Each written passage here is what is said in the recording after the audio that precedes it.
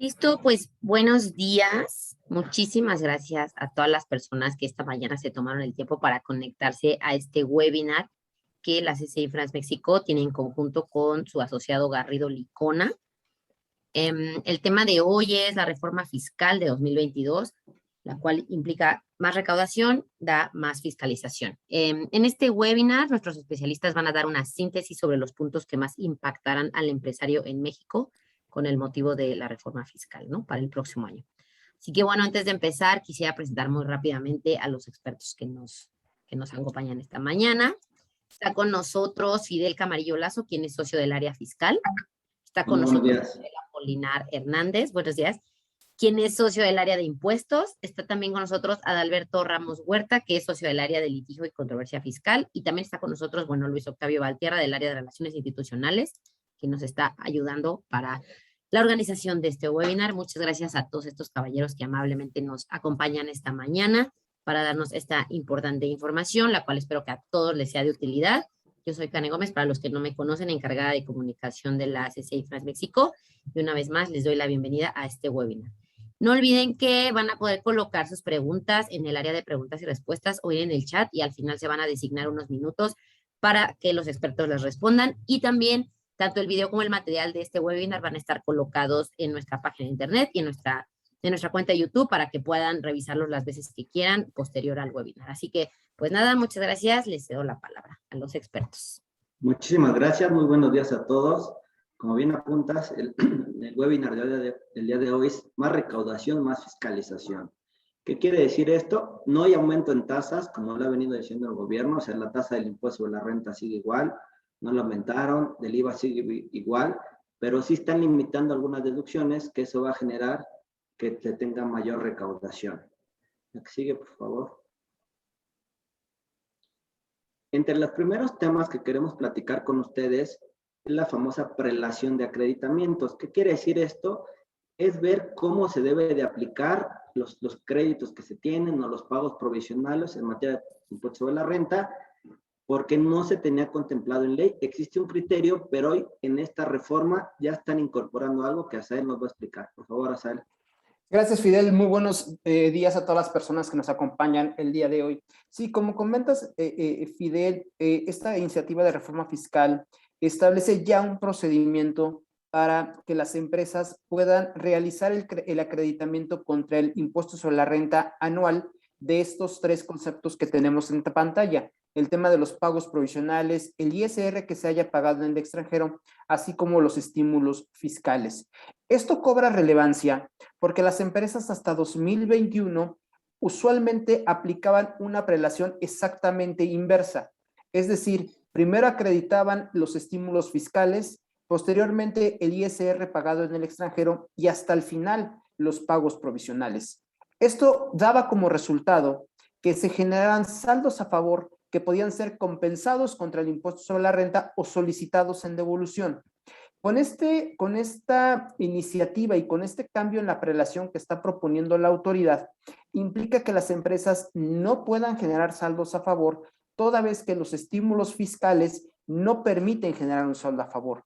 Es decir, hoy día probablemente si el impuesto anual es cubierto con pagos provisionales y con el ISR pagado en el extranjero, aun y cuando hayamos efectuado las actividades o actos que nos solicitaba el estímulo fiscal, pues no podremos acreditar nada contra el impuesto sobre la renta y se tendrá que dar por perdido ese beneficio fiscal, ¿no? Entonces, aquí prácticamente esto lleva a que las empresas que venían aplicando estímulos fiscales, si esto entra en vigor, tendrán que evaluar la viabilidad de seguir aplicando dichos estímulos. Oye, aquí, Asael, el tema, no veo aquí el tema de ISR retenido por dividendos. ¿Es en qué momento se va a acreditar? Porque en la prelación que marca ahorita la ley no está. No viene incluido, pudiera presentarse en cualquiera de las fases 1 y 2, pero finalmente creo que lo parte relevante es que el estímulo lo están dejando hasta el final. ¿Por qué? Porque también ese ISR de pagado en dividendos podrás acreditarlo en ejercicios futuros, mientras, igual que los pagos provisionales que generarían saldos a favor o el ISR pagado al extranjero. Aquí lo relevante es que los estímulos, si no se acreditan en el año que se generan, usualmente se pierden. Ok, aquí a Adalberto le vemos algún tema que podamos hacer procesalmente, porque según esto nos da una certeza jurídica ya el tema de la prelación, que ya lo están comentando, porque anteriormente solo lo tenemos en un criterio, pero pues, esta prelación no viene a beneficiar al contribuyente. Sí, mira, Fidel, efectivamente parece bastante cuestionable que hayan cambiado esa prelación en los acreditamientos, puesto que como lo apuntaban, incluso ya había criterio del mismo SAT, donde se establecía que primero iba el acreditamiento del ISR pagado en el extranjero y después los pagos provisionales, precisamente por esa situación que te generaban saldos a favor. Ahora cambian las reglas del juego.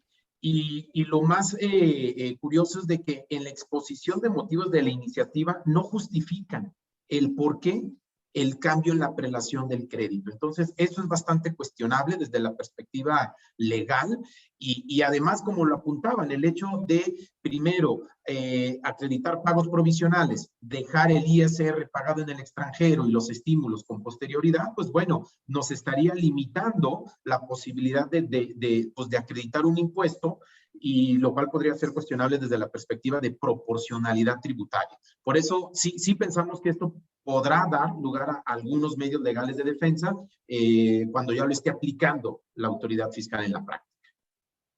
Ok, perfecto. Adelante. Mira, otro de los temas que creemos muy importantes en esta iniciativa de reforma es lo que se está modificando en el tema de deducción incobrables. Hasta 2021 podrías tú deducir las cuentas incobrables solamente presentando la demanda. Con eso tú ya podías, bueno, obvio, cuando es un crédito arriba de 200,000 pesos, si tú ya presentabas tu demanda, en ese momento ya podías tener tu deducción o tomar el tema de la deducción.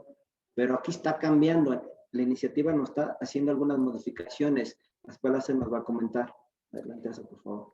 Sí, Fidel. Básicamente, el cambio más relevante en tema de deducción de créditos incobrables es que cuando rebase las 30,000 UDIs, que hoy día son aproximadamente 200,000 pesos, no bastará con presentar la demanda ante el tribunal o bien también hasta 2021 estaba permitido que con que iniciaras el proceso de arbitraje podías considerar la deducción. Elimina esos dos supuestos y ahora es hasta que obtengas una resolución favorable por parte de los tribunales en relación a que sí tienes derecho a ese crédito, pero adicionalmente agotes todas las gestiones de cobro sobre ese crédito, entonces podrás tomar la deducción del crédito incobrable. Esto nos lleva a un escenario que un crédito que hayas demandado, por ejemplo, en 2022, en la práctica podrás deducirlo por ahí de 2026 o 2027. Considerando los años en que concluyen todas las fases del juicio, más lo que vas a poder o te tendrás que hacer para poder ejecutar la sentencia del juicio. Entonces, nos lleva a una situación impráctica donde la empresa tiene una afectación financiera hoy, pero hasta en 5 años podrá reconocer sus efectos fiscales. Sí, porque como bien apuntas tú, no es en el momento en que obtienes la sentencia favorable, sino cuando quieres ejecutar esa sentencia y realmente ya demuestran la imposibilidad práctica de cobro. Entiendo esa parte, ¿verdad, Sal? Exactamente, o sea, inclusive esto le da tiempo eventualmente al deudor, pues a deshacerse de bienes, ya pensando en malas prácticas, y eso de todos modos tienes que demostrarlo ante un tribunal de que aun y cuando pretendiste hacer efectiva la sentencia, pues no se pudo realizar la misma. Ok, y Adalberto, ¿qué podemos opinar al respecto? Sí, mira, eso es bastante controversial, como ya lo apuntaban, que difieran tu deducción a 4 o 5 años posteriores, cuando recordemos que los juicios, pues efectivamente son procedimientos judiciales muy largos, que estamos condicionando la deducción incluso a hechos de un tercero, como son la duración de los procedimientos judiciales. Muchas veces también el deudor, pues promueve medios de defensa que no tienen fundamento, solamente para dilatar más el proceso. Entonces, imagínate, nuestra deducción está condicionada al hecho de un tercero. Eso es bastante controversial. Entonces, mira, nosotros sí consideramos que puede haber también aquí algunos medios legales de defensa, algunos amparos. El amparo, pues como sabemos, hay 2 momentos para presentarlo. Cuando entre en vigor la norma, 30 días hábiles, o cuando ya tienes una afectación. Aquí en este caso la afectación podría ser con la presentación de la declaración anual de 2022, que es cuando ahí estaríamos aplicando la limitante de la deducción y ahí podríamos presentar incluso un amparo para inconformarnos con esta medida arbitral. Ok, perfecto. Bueno, y como comentábamos en un inicio, el tema de deducciones, como hemos visto, lo que se ha buscado es, no están aumentando tasas de impuestos, pero sí están difiriendo deducciones. Y entre ellos, aquí vienen algunos nuevos requisitos para las deducciones. Uno es el tema del combustible, que principalmente va al tema del huachicol, que se ha venido comentando durante ya varios meses o años prácticamente. El tema de asistencia y deducción de inversiones, que están metiendo algunas limitantes que no va a beneficiar al contribuyente, las cuales nos va a platicar Azael. Sí, sobre todo como bien comentas, el tema del huachicol sigue siendo bastante sensible para el gobierno y lo que está señalando es que ahora en el comprobante fiscal que se emita con motivo de la adquisición del combustible en una gasolinera, cuando las personas lo adquieren, tendrá que incluirse la autorización por parte de la CRE para que esa entidad pudiera estar enajenando gasolina. Aquí el tema que es importante que vean el legislador y en su caso no necesariamente modifique la ley, pero sí al menos incluirlo en resolución miscelánea, es qué pasa con los monederos electrónicos para adquirir combustible. ¿Por qué? Recordemos que el monedero electrónico le permite a la entidad que lo emite generar estados de cuenta que a su vez van a ser el comprobante fiscal de quien adquirió el combustible. Entonces aquí el reto para ese tipo de entidades va a ser cómo obtienen estos números de autorización de las diferentes gasolineras que eventualmente una persona puede utilizar estos monederos electrónicos e incluirlos en dicho estado de cuenta. Por otro lado, es importante que justo alineado con este tema de la reforma de subcontratación y de servicios especializados, cuando hay una asistencia técnica, pues estaría presumiendo que dicha asistencia técnica, en su caso, si cumple los requisitos, obviamente tendría que tener la empresa el registro ante la Secretaría del Trabajo, si es que está en los supuestos de poner a disposición personal. Y finalmente, en el caso de las deducciones de inversiones, la iniciativa está señalando que ciertos conceptos que anteriormente se consideraban gastos del ejercicio, por ejemplo, los gastos para transportar una maquinaria, los gastos para instalar esa maquinaria, se venían considerando gastos del ejercicio y se podían deducir en ese momento. Ahora nos aclara que dichos gastos se consideran también inversiones y por tanto están sujetos a aplicar las tasas establecidas para los activos fijos y gastos y cargos diferidos. Sí, en el tema de asistencia técnica, pues va muy de la mano con la reforma de subcontratación, ¿no? Ya te está limitando en esa parte. Y el tema de la deducción de inversiones, como bien apuntas tú, te está llevando a gastos que puedas deducir en el año, a que te lo lleves a una vida a lo mejor hasta de 10 o 15 años, dependiendo del porcentaje que puedas deducir. Ahí, Adalberto, nos están limitando, como decíamos, están limitando o diferiendo algunas deducciones. ¿Qué podemos hacer? ¿Se puede aceptar aquí algún tema procesal, Adalberto? Sí, efectivamente, como están restringiendo más las deducciones de forma pues muy controversial, muy cuestionable, sobre todo el último caso que mencionas, ¿no? Estamos hablando de que la naturaleza de un gasto pues es deducible en el mismo ejercicio. Sin embargo, lo están, digamos, recaracterizando como una inversión para que haya un diferimiento de la deducción en el tiempo. Eso es bastante cuestionable porque las deducciones y la forma de hacerlo, los porcentajes es en función a la naturaleza del mismo gasto y al beneficio que estás obteniendo. Entonces, eso sí podría ser cuestionable, Fidel, incluso cuando ya nos lo apliquen, ya sea nos rechacen alguna deducción en alguna auditoría, etcétera, sí creo que por ahí podría haber algunos elementos legales para promover alguna demanda, ¿no? Y bueno, y en el tema de la asistencia técnica, como servicio especializado, recordemos que es muy importante y una reflexión es acreditar esa materialidad de la asistencia técnica, tener bien ese soporte documental, demostrar que quien presta este servicio pues cuenta con las capacidades técnicas, etcétera, porque eso es lo que están revisando hoy en día en las auditorías. Si no contamos con ese soporte documental de la materialidad de la asistencia técnica, nos van a rechazar la deducción y es algo generalizado que estamos viendo en las auditorías. Okay. Bueno, el tema de capitalización insuficiente. Este es un tema que año con año han venido modificando, pero yo creo que primero es importante para la audiencia de los capitales insuficientes. ¿Qué es lo que busca? Aquí el tema es de que tu deuda no sean 3 veces mayor a tu capital porque si no esos intereses que tú pagas de esa deuda no serían deducibles. Actualmente te dice la ley que puedes tomar tanto tu capital contable o tu capital fiscal, que tu capital fiscal está integrado por tu cuenta, por tu CUCA, por tu cuenta de capital, por tu CUFIN, tu cuenta de fiscal de inversión. Aquí están haciendo cambios importantes, el cual puede tener afectación, y lo cual va a generar, entiendo, intereses no deducibles mayores para las empresas que tengan este supuesto. Así es, Fidel. Y recordemos que una de las líneas que ha tenido el gobierno, principalmente derivado de lo que son las políticas BEPS, es sí limitar el tema de pagos a partes relacionadas en materia de intereses. Y ya el tema de capitalización delgada pues viene desde 2005 y recientemente tuvimos la incorporación de nuevas fracciones que limitan la deducción de intereses. Y en este sentido, ¿qué es lo que está estableciendo la iniciativa? Anteriormente, como bien señalas, Fidel, las empresas podían tomar o su capital contable o su capital fiscal. Esto sigue.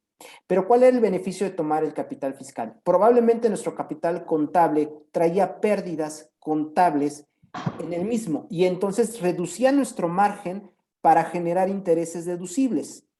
El capital fiscal, como solo consideraba CUCA, que son las aportaciones de capital, y CUFIN, que son utilidades fiscales, entonces ampliaba el margen para poder determinar una base mayor de intereses deducibles. Ahora también tendremos que considerar las pérdidas fiscales y esto nos lleva a reducir nuestra base para determinar intereses deducibles que provengan de créditos que pagamos con partes relacionadas en el extranjero. Entonces, esto es relevante porque habrá que analizar si esta iniciativa es aprobada, cómo impactará en el futuro a las empresas que estén capitalizadas con partes relacionadas en el extranjero.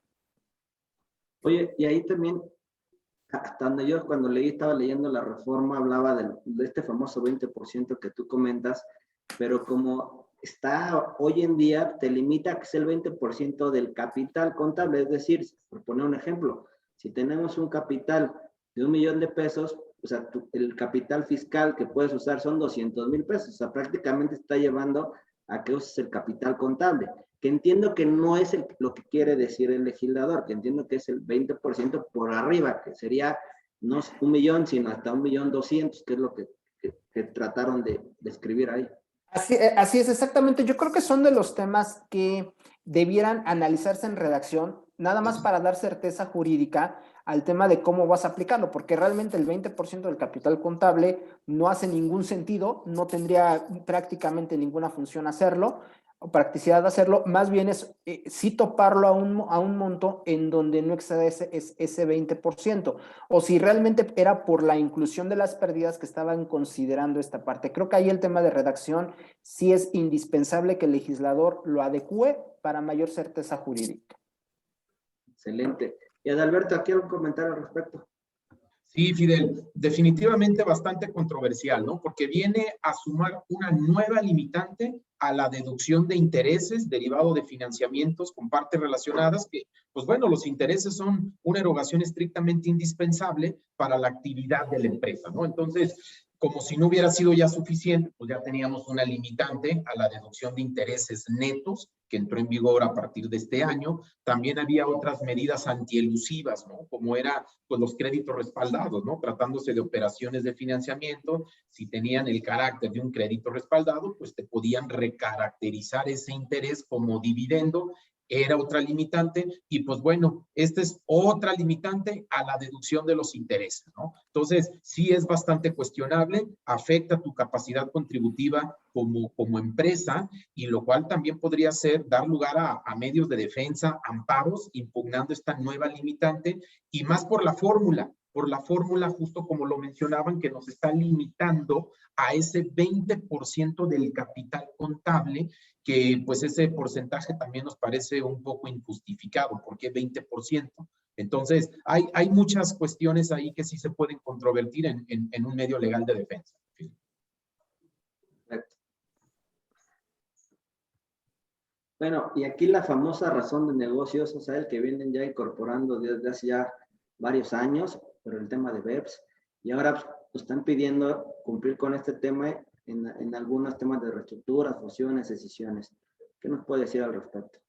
Sí, básicamente yo creo que el tema de razón de negocio sigue siendo uno de los conceptos que se ha utilizado más para fiscalizar, aun y cuando no es claro y no está perfectamente definido en la legislación. Hay sentencias que nos dan cierta luz de qué entender por él, pero esto puede implicar una confusión en la interpretación de la norma. Pero básicamente lo que está señalando la iniciativa de reforma es que cualquier reestructura corporativa que hagas entre fusiones, escisiones, tendrá que tener una razón de negocios para poderse ejecutar. Si lo equiparamos un poco a lo que establece el Código Fiscal en cuanto a la referencia que tuvimos ahora con los esquemas reportables, podríamos entender que razón de negocios es cuando tu beneficio económico sea mayor a tu beneficio fiscal, ¿no? Pero sigue siendo un tema bastante confuso. Y en el tema de créditos respaldados, lo que nos dice hoy día la ley del impuesto sobre la renta es que hay supuestos perfectamente definidos de cuándo se considera que un crédito es respaldado, es decir, que busca cambiar la figura de interés o simular una figura de interés por algo que realmente se trata de dividendos. Y la propia norma te lleva a que los trates como dividendos. Ahora agregan un supuesto más y establece que si la operación de financiamiento no tiene razón de crédito, perdón, razón de negocios, aunque no estén los supuestos que actualmente están vigentes, también se va a considerar como que es un crédito respaldado y en consecuencia el interés tendrá el tratamiento de dividendo para efectos fiscales, con la implicación que esto tiene. ¿Qué quiere decir? Que serán no deducibles y adicionalmente se tendrá que pagar el impuesto corporativo. Ok, no sé si tengas algún comentario al respecto.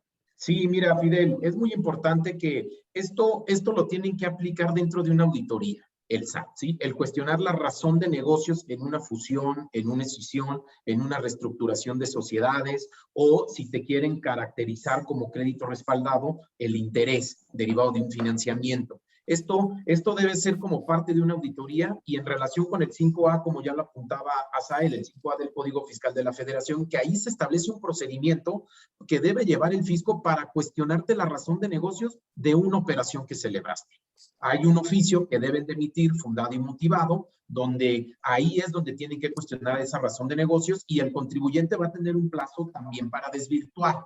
Entonces, de ahí que si llegamos a una auditoría es muy importante documentar bien esa razón de negocios, tener bien ese soporte, pues esas proyecciones financieras, ¿no? Los beneficios económicos que nos va a generar un acto corporativo de esta naturaleza para pues estar listos, anticiparnos y proporcionar la información en cuanto nos la requieran, ¿no? Ok. Bueno, en el tema de las famosas pérdidas fiscales, año con año vienen metiendo candados para evitar, digámoslos abiertamente, que pues, en la práctica se usaba mucho el tema de comprar pérdidas o empresas con pérdidas o usar pérdidas de otros giros. Entonces, nuevamente incluyen algunos candados al respecto. Asael, ¿qué nos puedes decir? Sí, efectivamente, como comentas, Fidel, el tema de las pérdidas fiscales sigue también siendo un foco de atención y de modificaciones para restringir su uso. Sí había una práctica conocida en la cual se escindían empresas con pérdidas y estas pérdidas hasta el 2021 no tenían limitante para poder ser utilizadas por la empresa que adquiría a la empresa escindida o los accionistas que adquirían la empresa escindida. En este sentido, lo que establece la iniciativa de reforma es que cuando haya una escisión de una empresa y esta tenga pérdidas y, por ejemplo, las pérdidas vinieron de la comercialización de aparatos electrónicos, únicamente podrán ser utilizadas estas pérdidas que sean transferidas con motivo de la escisión sobre el mismo giro, es decir, en nuestro ejemplo, sobre la comercialización de aparatos electrónicos. Aquí la gran pregunta que se tiene es, oye, es claro que esta disposición, si la escisión se hace en 2022, pues ya estará en vigor y tendrás esa limitante. La gran pregunta es, si la escisión se hizo en años pasados, ¿qué pasará con las pérdidas pendientes de amortizar? O sea, si las vas a poder aplicar o no, porque te puede aplicar como son giros distintos, que anteriormente no te mencionaba el giro, que te decía que fuera comercializadora, y pues entraba déjame llamarlo un término general. Ahorita ya siendo muy específicos en el tema del giro que sea, por ejemplo, como apuntabas tú o el ejemplo que pones, de aparatos eléctricos contra productos alimenticios. ahí podríamos decir, Adalberto, que hay un derecho adquirido, sí, no, o qué pasaría. Mira, ese es un tema muy, muy importante y es una muy buena pregunta porque seguramente el fisco en una auditoría sí va a estar aplicando de forma retroactiva esta nueva disposición. Lo que va a estar argumentando es de que pues al final, pues si bien hay una pérdida, pero pues todavía no se actualizaba el supuesto para aprovechar esa pérdida. Entonces nos podría ahí argumentar de que todavía no tienes un derecho adquirido, ¿no? Entonces, sin embargo, nosotros pensamos que esa postura sí es bastante cuestionable. Podríamos hablar de algún derecho adquirido en este tipo de operaciones, pero sí, eventualmente, con motivo de una auditoría, es muy probable que el fisco sí nos lo observe así y tendríamos que presentar un medio legal de defensa en su contra. Okay.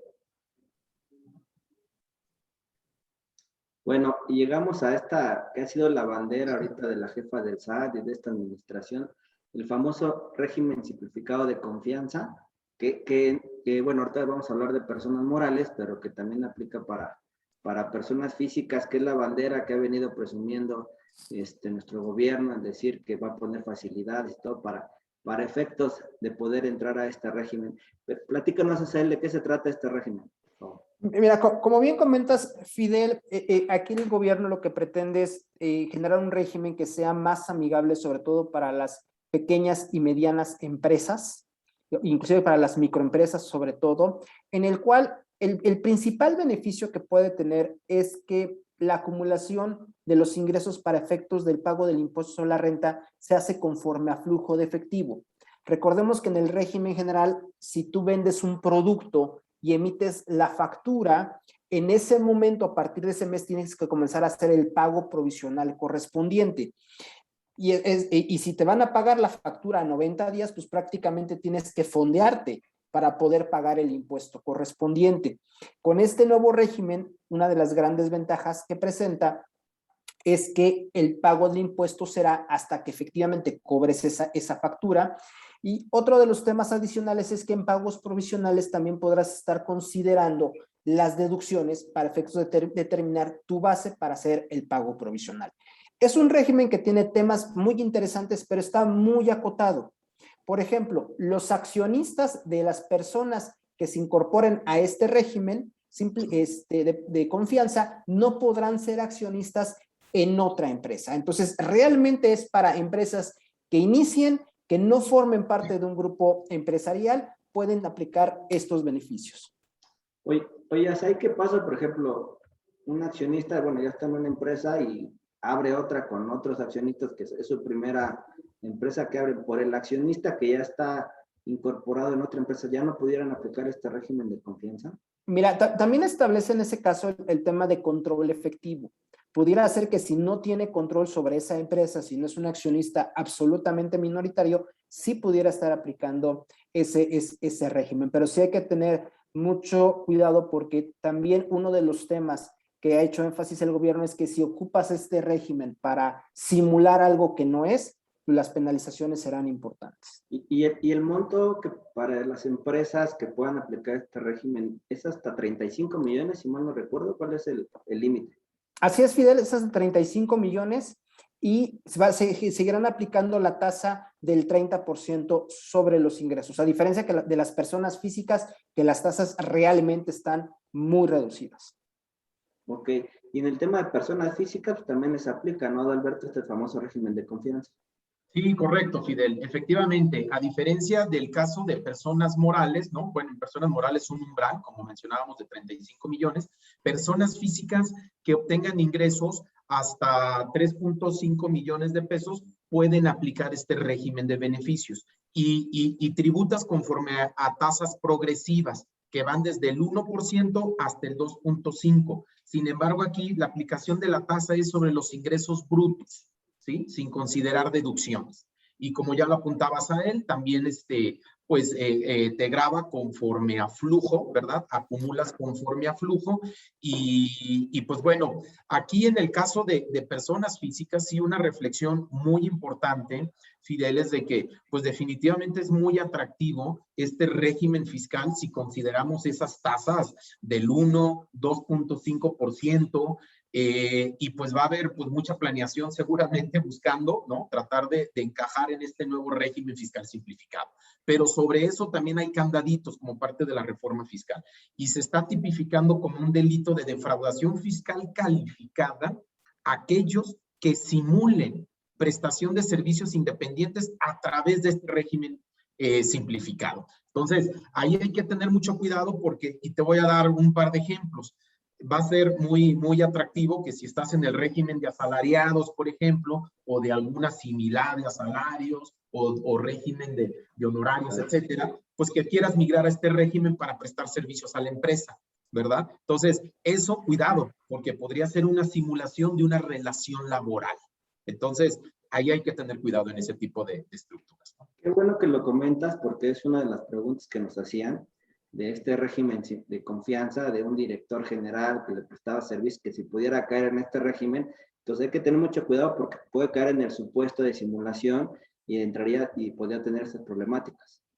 Sí, correcto, ¿no? Digo, si se va a hacer una estructura, pues desde luego hay que cuidar que tenga una sustancia económica y una justificación, definitivamente. Porque si solamente es un cambio de forma, ahí sí podríamos estar en una simulación. Perfecto.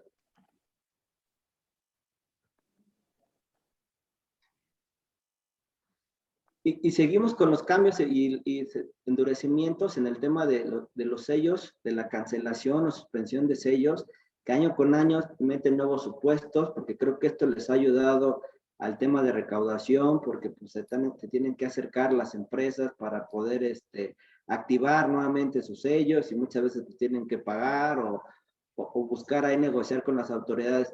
¿Nos vuelven a poner nuevos candados, Adal, por favor? Sí, mira, Fidel, efectivamente.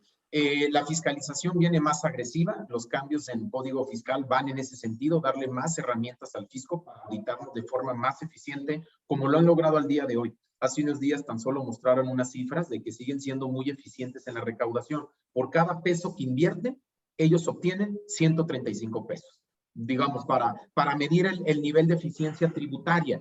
¿Y qué es lo que han hecho? Que han recurrido a cartas de invitación, a suspensión de sellos digitales, a procedimientos 69B, ¿no? Las listas negras del SAT, a estos procedimientos para recaudar que no son una auditoría formalmente hablando. Recordemos que una auditoría tarda 1 año o 2 años y sin pugnas puede ser 4 años para que el fisco recaude. A través de estos procedimientos que digo, recaudas en 1, 2, 3 semanas. Y es a lo que le están apostando. Entonces, estos cambios en código fiscal van en ese sentido, para fortalecer eso. Entonces, se establece como un nuevo supuesto de suspensión de sellos digitales para poder emitir facturas, el que obstaculicemos una facultad de comprobación, una auditoría. Y aquí es muy importante, si nos requieren información dentro de una auditoría, si hacemos caso omiso, no la proporcionamos, eso podría entenderse como una obstaculización y nos podría dar pauta para que nos suspendan el sello. Entonces hay que tener mucho cuidado en eso. También otro supuesto de suspensión de sellos digitales es, hoy en día, si hay diferencias entre ingresos declarados y facturados para renta, nos pueden suspender sellos si no aclaramos la diferencia. Pues ahora también vienen a aclarar que si hay diferencias del valor de actos o actividades para efectos de IVA con los FDIs y con las informativas, también ahí nos pueden suspender sellos. Incluso si no hay ese amarre con los complementos de pago y con los estados de cuenta bancarios, ahí también nos pueden suspender sellos. Entonces, aquí es muy importante, Fidel, anticiparnos. Hay herramientas tecnológicas que ya permiten de forma anticipada hacer esas conciliaciones y estar listos por si el día de mañana nos requieren información. Sí, yo creo, ahí te iba a comentar que creo que aquí las empresas van a tener que invertir en el tema tecnológico, porque es lo que está haciendo hoy en día las autoridades, usando herramientas tecnológicas para determinar estas diferencias y llegarte y suspenderte tus sellos o cancelarte los sellos. Entonces ahí lo que tenemos es que prevenir, buscar tener poder hacer esa validación de CFDIs o buscar la famosa lista negra para anticiparnos a las autoridades y evitar que nos cancelen estos sellos. ¿Sí? Y justo ahorita hablando tú de listas negras del SAT, también hay un cambio en ese sentido, que las empresas que celebran operaciones con proveedores que ya fueron publicados en la lista negra del SAT, recordemos que estas empresas que deducen tienen 30 días hábiles para acreditar materialidad. Si no comparecen en ese plazo legal, ya les podrían suspender el sello. Cuando te suspenden el sello, digamos que tienes una segunda oportunidad para aclarar, pero ya con el sello suspendido. Si no lo haces, entonces la única forma de poder generar un nuevo certificado de sello digital es pagando el impuesto.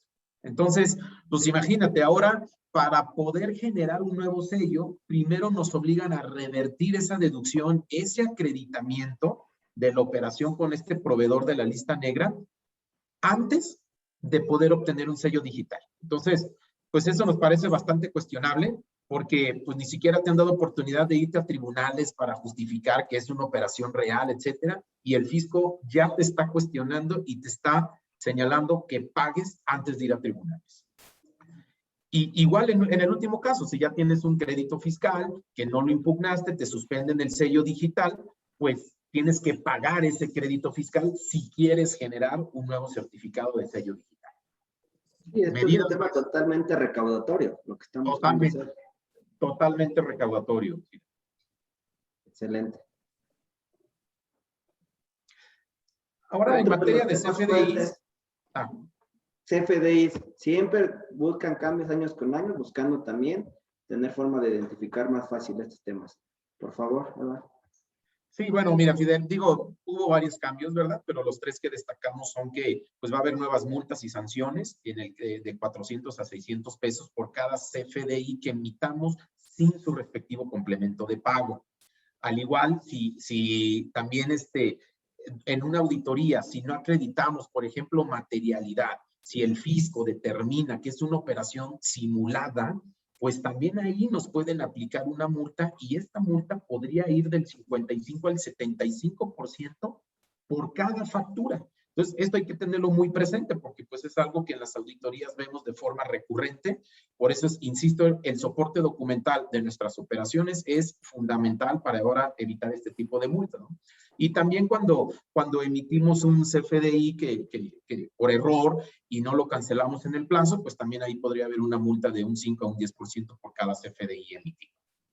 Este también es importante porque son CFDIs, imagínate, con valores de 10, 15, 20 millones de pesos, un 5, un 10% ya va a ser una cantidad bastante considerable. De acuerdo. Empresas de transferencias, buscando también temas BEPS y toda esa parte, hacia él han venido haciendo algunos cambios. Sí, sobre todo creo que el cambio más relevante es que hasta 2021, cuando hablamos de grupos mexicanos, totalmente mexicanos, no requerían el estudio de precios de transferencia de manera obligatoria.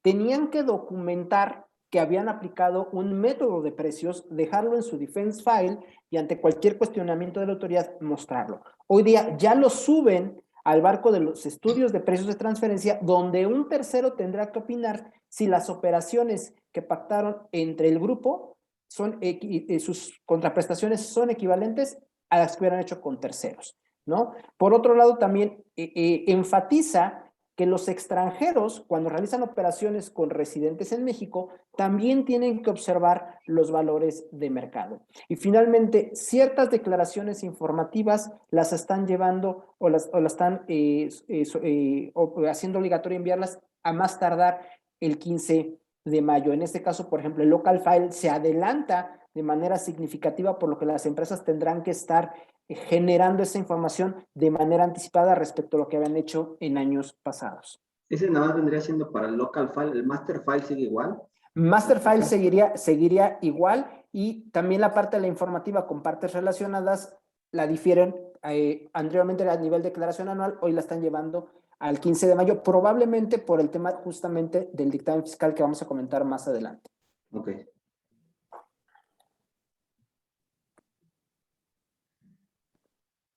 El factor de acreditamiento es algo que también ya desde el año pasado se quería incorporar, al final del día no pasó. Ahora lo vuelven a incluir este tema de los actos no objeto. ¿Ahí qué podemos comentar? Sí, Fidel, ya es un tema que la autoridad fiscal ya venía revisando como parte de sus auditorías, derivado de una sentencia favorable que obtuve hace algunos años, en los cuales señala que cuando una empresa realice u obtenga ingresos que no son objeto del impuesto al valor agregado, tiene que incorporarlos en su factor de acreditamiento. Y esto tiene como resultado que las empresas disminuyan sus saldos a favor y tengan que enviar mayores cantidades o cantidades adicionales a sus gastos por concepto de IVA. Entonces, sí es un tema que cobra relevancia porque puede incluir dentro de estos actos no objeto temas como siniestros de seguros que se puedan recuperar para empresas que tienen operaciones en moneda extranjera o tienen créditos en tasas de referencia extranjera. Las operaciones financieras derivadas también podrían estar dentro de este tema. Entonces, sí es un tema que modifica significativamente el monto del IVA acreditable que se genera mes con mes en las empresas. Por tanto, puede tener un impacto. Y aquí el punto relevante es que hasta 2021 es un criterio del SAT y ahora ya está plasmado en ley con las implicaciones que puede tener esto en las auditorías que las empresas tengan abiertas. Oye, y aquí, por ejemplo, en el tema del acreditamiento, como bien lo dices, lo intentan plasmar a partir de 2022, anteriormente no estaba, existe una jurisprudencia.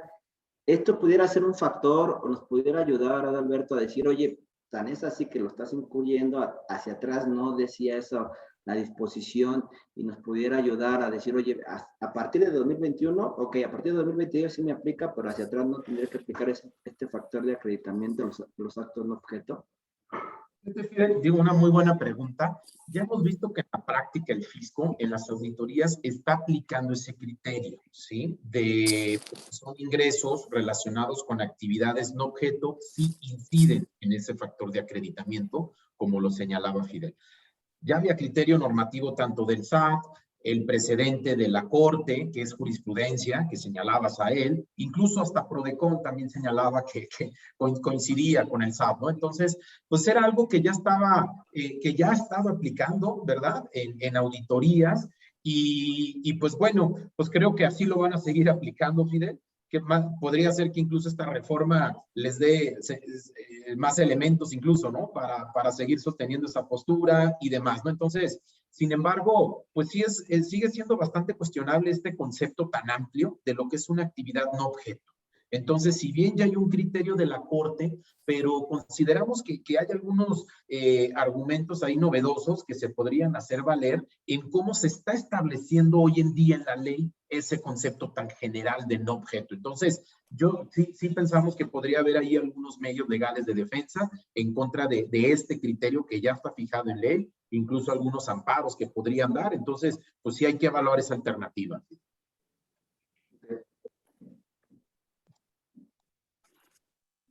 Bueno, pues la buena noticia o mala noticia, no lo sé, regresa el famoso dictamen fiscal después de varios años que ya no era obligatorio, lo están volviendo a incorporar. Entiendo que lo que están buscando es ahora sí que van a ser más rígidos y más estrictos con los contadores para el tema de las personas que firmen o que emitan este dictamen fiscal. Entiendo que vienen multas o sanciones importantes para ellos, para evitar que no pues realmente digan lo que tengan que decir, y no, anteriormente se decía que muchas veces no se decía o no se mencionaba al grado o al detalle de algunas cosas fiscales que pudieran traer las empresas. Hoy lo van a tener que mencionar y va a ser obligación para el contador mencionarlo, y creo que puede ser, no sé qué tan bueno para el contribuyente, pero sí le puede traer consecuencias si no lo mencionan tanto para el contador como para el contribuyente. ¿Tú cómo ves esto, Adalberto? Sí, mira, definitivamente, pues sí, ya es obligatorio, pero como bien apuntabas, algo que hay que tener mucho cuidado es de que si el contador que emite este dictamen con motivo, cuando lo prepara, advierte que hay ciertos incumplimientos en las disposiciones fiscales, lo tiene que informar mediante reglas de carácter general que debe emitir el SAT. Y no solo eso, no solamente los incumplimientos a disposiciones fiscales, sino también cuando advierta que hay una conducta delictiva, también lo tiene que reportar. Entonces, eso es bastante preocupante porque ahora, pues el contador tiene la obligación de calificar si una conducta es delito o no, porque si no lo hace, podría ser responsable del delito de encubrimiento fiscal. Entonces, pues sí son medidas para fiscalizar, porque pues el dictamen al final es un medio de control, ¿verdad? Apoyándose en un tercero, el fisco pues quiere ser más eficiente en la fiscalización, pero pensamos que la forma como lo está implementando, pues sí hay medidas muy arbitrarias que sí violan los derechos, ¿verdad? De los ciudadanos. Y esto seguramente pues, va a dar lugar también a medios legales de defensa si es que nos quieren aplicar un criterio en ese sentido.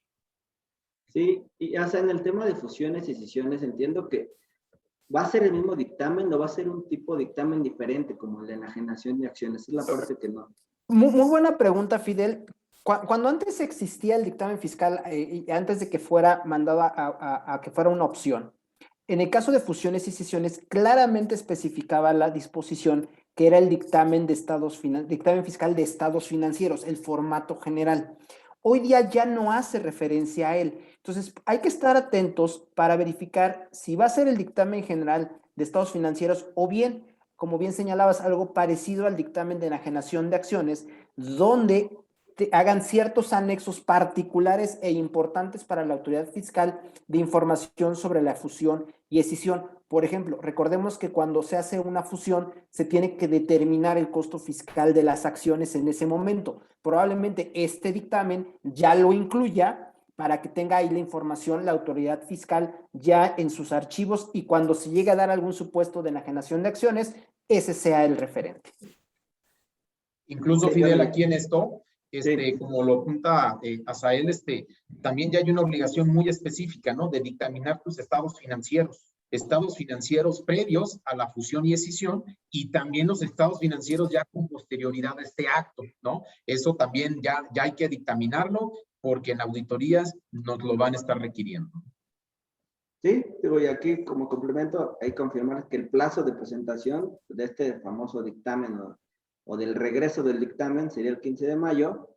Vamos a ver si eso se cumple, porque normalmente año con año y la experiencia dice que pues daban prórrogas y hasta muchas veces de uno o un par de meses más, ¿no? Pues es lo que se está buscando, que es el 15 de mayo. Vamos a ver qué tanto viene este dictamen, porque pues hoy en día no se conoce cómo va a estar o la estructura del dictamen, pero puede ser algo interesante, pero sí tienen que tener mucho cuidado al momento y sí revisar lo que vayan a reportar los contadores que vayan a dictaminar sus empresas, ¿no? Y por último, ¿hay algunos otros temas ahí, Adal, que quieres comentar?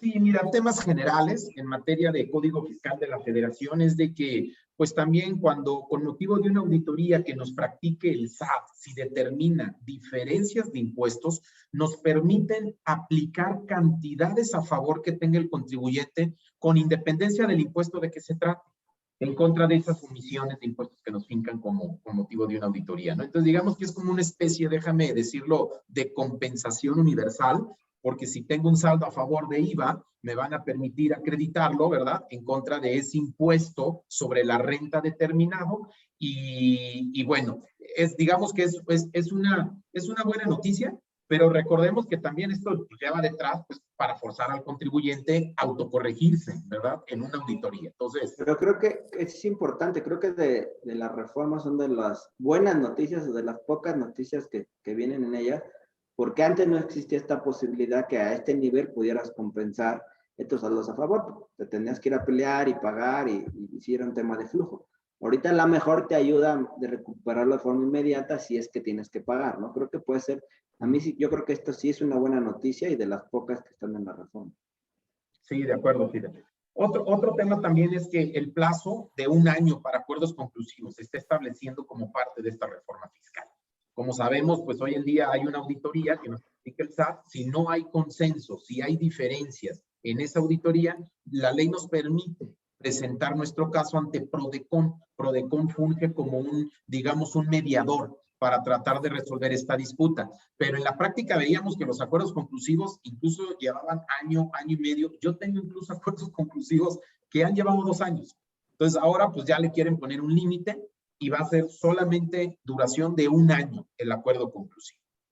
Y otro punto también, Fidel, es de que ahora también con motivo de una auditoría el SAT podrá determinar que un acto jurídico es simulado solo para efectos fiscales. Sin embargo, ahí pues no va a ser arbitrario, sino que también el SAT en ese oficio o en el crédito fiscal, donde determine una simulación, tiene que fundarlo y motivarlo debidamente. Es decir, tiene que señalar el acto simulado, el acto real, cuantificar ese beneficio económico derivado de la simulación y en general establecer todos los elementos que la llevaron a la autoridad a determinar una simulación para efectos fiscales. Excelente. Y en el tema del acuerdo conclusivo creo que es bueno, porque como bien apuntabas, tú se estaban yendo muy largos, hasta 2, hasta 3 años. En algunos casos creo que limitar el plazo pues va a hacer que las autoridades y tanto Prodecon como el contribuyente sean más eficientes y no se alarguen tanto, ¿no? Correcto. Y bueno, pues creo que es los temas que queríamos platicar con ustedes de esta reforma. No sé si tengan algunas dudas o preguntas. Aquí creo que está viendo el chat y no hay nada. No sé si tengan algo más. O no nos entendieron, nos fuimos muy claros, ya no sé. No, al contrario, cuando las explicaciones son súper claras, mira, la gente no pregunta. No, pues digo, sí, por el momento, como bien mencionas, no hay más comentarios o preguntas. Así que no sé si quisieran dar alguna conclusión antes de cerrar el webinar. Sael, si quieres. Yo creo que es importante darle seguimiento al proceso legislativo. Como platicamos, puede haber algunos temas que se corrijan en el Inter. 20 de octubre es la siguiente fecha donde diputados va a emitir su dictamen en relación a esta iniciativa para que pase a Cámara de Senadores. Adalberto, ¿cuándo tendríamos ya, déjame llamarlo ahora sí, la reforma definitiva? Pues mira, ya tendría, como decías a él, el 20 de octubre diputados tiene que aprobar, después lo envía el proyecto a senadores tienen que tenerlo para el 31 de octubre y a partir de esa fecha son 20 días naturales para publicarlo en el Diario Oficial de la Federación, ¿no? Entonces estamos hablando de por ahí aproximadamente, sería el 20 de noviembre, más o menos, cuando ya tendría que estar publicado en el Diario Oficial. Sí, excelente. Y como reflexión les podríamos decir que pues, la prevención hoy en día es la mejor planeación. Hay que buscar invertir en el tema tecnológico para estar preveniendo todos estos temas que va a estar fiscalizando las autoridades. Es una reforma totalmente recaudatoria que nos va a llevar a eso. Mira, aquí hay una pregunta. Si hablando sobre créditos incobrables, ¿los podré deducir en el ejercicio 2021 de aprobarse la reforma? Me gustaría saber su opinión. Asael. Sí, yo creo que ahí es indispensable que las empresas hagan un diagnóstico justamente de los créditos incobrables. Si cumple todos los requisitos, definitivamente sí podría cumplirlos. A veces, y hemos visto casos donde dicen, no lo demandes por el momento, creo que vamos en buenas negociaciones, creo que esta iniciativa de reforma puede inclinar la balanza a prefiero demandarlo y después nos arreglamos, pero no perder este momento de deducción. Entonces sí es indispensable hacer un diagnóstico sobre todos los créditos que podemos considerar como incobrables. Excelente. Creo que era la única pregunta. De nuestra parte sería todo. Muchísimas gracias. Gracias, caballeros, Asael, Fidel, Adalberto, Luis Octavio. Qué bueno que nos acompañaron esta mañana, que pudieron compartirnos esta información. Una vez más, gracias a todos los asistentes. Recuerden que esta información va a estar en el sitio y el video en YouTube. Y pues, nada, quedamos en contacto y nos vemos en el siguiente webinar.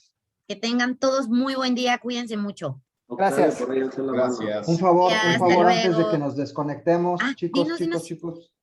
Sí. Si nos pueden compartir los expositores sus correos, porque de pronto a lo mejor ya en el anonimato o en una comunicación más personal, aquí a nuestros escuchas, a las personas que se conectaron, tal vez les gustaría hacer alguna consulta.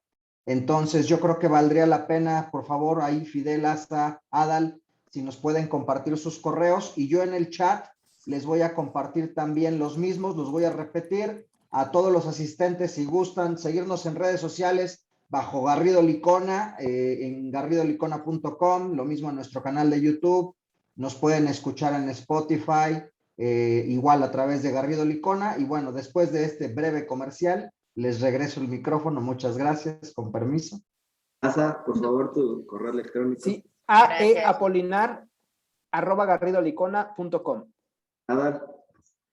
a ramos@garridolicona.com.